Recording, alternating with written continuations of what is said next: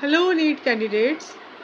जैसे कि आप सभी जानते हैं कि एमसीसी ने MBBS, BDS and BSc nursing courses के लिए जो ऑल इंडिया का शेड्यूल है 2025 के लिए वो रिलीज़ कर दिया है। साथ में जो स्टेट्स हैं उनकी भी काउंसलिंग की डेट्स आउट हो चुकी हैं और कुछ स्टेट्स ने जो रजिस्ट्रेशन है वो ओपन कर दिया है। बट कल यानी कि 19 जुलाई को एक एनएमसी का नोटिस आया है पीडब्ल्यूडी कैटेगरी के कैंडिडेट्स के लिए। तो इसमें कुछ न्यू गाइडलाइंस बताई गई है पीडब्ल्यूडी कैटेगरी के कैंडिडेट्स के लिए, अगर वो एमबीबीएस एडमिशन लेना चाहते हैं। तो पहले ऐसे हुआ करता था कि जब एमसीसी की काउंसलिंग अनाउंस होती थी तो पीडब्ल्यूडी कैटेगरी के कैंडिडेट्स के लिए एक नोटिस आता था ताकि वो डेजिग्नेटेड सेंटर्स पे जाके अपने डॉक्यूमेंट प्रिपेयर कर लें और फिर वो काउंसलिंग में पार्टिसिपेट करते हुए उनको एडमिशन मिल सके।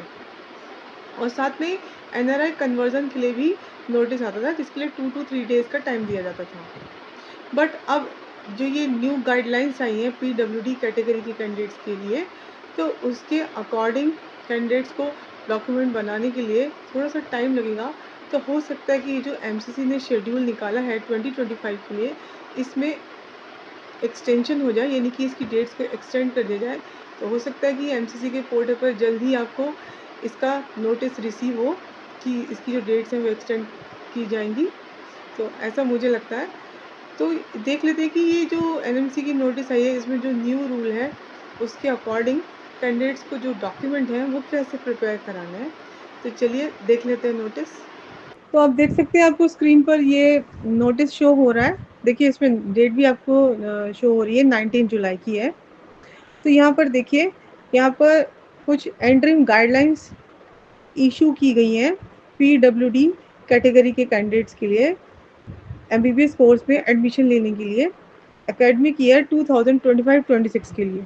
तो पीडब्ल्यूडी कैटेगरी के कैंडिडेट्स को अब एक वैलिड यूडीआईडी कार्ड सबमिट करना होगा और कुछ सेल्फ सर्टिफिकेट्स ये भी आपको सबमिट करने होंगे।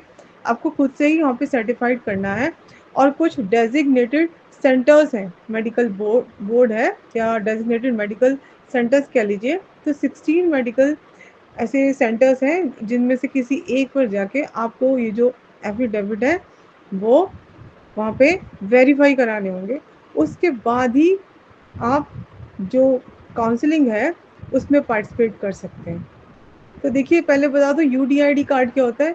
ये है यूनिक डिसेबिलिटी आइडेंटिफिकेशन कार्ड, जो कि यूडीआईडी की साइट पर जाकर आप बनवा सकते हैं। और कुछ एफिडेविट्स हैं। तो एफिडेविट्स देख लेते हैं कि वो क्या क्या हैं, क्योंकि पहले जो आपका ये जो डॉक्यूमेंट बनते थे पीडब्ल्यूडी कैंडिडेट्स के लिए, वो आपकी जो डिसेबिलिटी के परसेंटेज है उसके बेस पे बनते थे। बट अब ये जो है आपको फंक्शनल डिसेबिलिटी क्या है उसके बेस पे बनेंगे। तो फंक्शनल डिसेबिलिटी के बेस पे बनेंगे। तो इसके लिए कुछ यहाँ पर आपको फॉर्मेट्स दिए गए हैं। देखिए यहाँ पे शेड्यूल 1 आपको शो हो रहा है। इसमें appendix A B C D E F, मतलब जिस टाइप की आप में डिसेबिलिटी है उसके अकॉर्डिंगली आपको ये परफॉर्मा जो है फिल करना होगा। सबसे पहले तो आपको एक सेल्फ डिक्लेरेशन देना है, एक सेल्फ सर्टिफिकेशन एफिडेविट है जिसमें आपको अपना नेम लिखना होगा, NEET roll number, NEET score, UDID number जिसे मैंने बताया वो आपको मैंडेटरी है यूडीआईडी कार्ड। उसके बाद आपने किस टाइप की डिसेबिलिटी है, like locomotor, hearing, visual, cognitive, SLD या कोई अदर टाइप की है तो आप अदर्स में मेंशन करेंगे। फिर डिसेबिलिटी का परसेंटेज क्या है जो कि यूडीआईडी कार्ड में मेंशन होगा वही आपको यहाँ पे लिखना होगा। फिर असिस्टिव डिवाइसेस कुछ आप यूज़ करते हैं तो वो आपको मेंशन करने होंगे। उसके बाद यहाँ पर देखिए आपको फंक्शनल कॉम्पिटेंसी, वही मैंने बताया कि फंक्शनल जो आप में डिसेबिलिटी है ये उसके बेसिस पे अब आपका डॉक्यूमेंट प्रिपेयर होगा। तो कॉम्पिटेंसी एरिया में देखिए communication, hearing, dominant hand functionality, understanding और कम्युनिकेशन विजन, इनमें से कोई एक है। तो जो भी है वो यहाँ पे आपको टिक करना होगा और अगर जो एप्लीकेबल नहीं है उस पर आपको क्रॉस कर देना है। तो ये जो मैंने आपको ये जो सर्टिफिकेट दिखाया, ये जो परफॉर्मा दिखाया, ये सबको ही फिल करना है। इसके बाद देखिए यहाँ पे नोट लिखा है, जिन पर्सन्स को locomotor, visual, hearing, SLD, ASD, mental illness इसके अलावा कोई और डिसेबिलिटी है तो उनको ये सेल्फ सर्टिफाइड एफिडेविट जो कि अपेंडिक्स ए में दिया है वो फिल करना है। जैसे कि ब्लड डिसऑर्डर से रिलेटेड है, haemophilia, thalassaemia, sickle cell disease, तो उनको ये अपेंडिक्स ए फिल करना होगा। और जो अपेंडिक्स बी है ये हियरिंग इम्पार्टमेंट के लिए है। उसके बाद जो अपेंडिक्स सी है वो लोकोमोटर डिसेबिलिटी से रिलेटेड कुछ है, तो उसके लिए अपेंडिक्स डी है लोकोमोटर डिसेबिलिटी, लोअर एक्सट्रीमिटी या स्टेबिलिटी कंपोनेंट्स। और mental illness, speed disorder, specific learning disorder, autism spectrum, इससे रिलेटेड कोई डिसऑर्डर है तो आपको अपेंडिक्स ई फिल करना होगा। और जो अपेंडिक्स एफ है वो विजुअल इंपार्टमेंट के लिए है।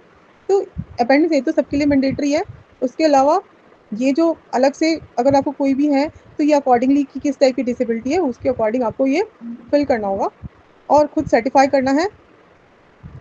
और उसके बाद आप जो भी डेजिग्नेटेड सेंटर है वहाँ पर जाकर आपको उन्हें वेरीफाई कराना होगा। उसके बाद ही आप काउंसलिंग में पार्टिसिपेट कर सकते हैं एमबीबीएस एडमिशन के लिए।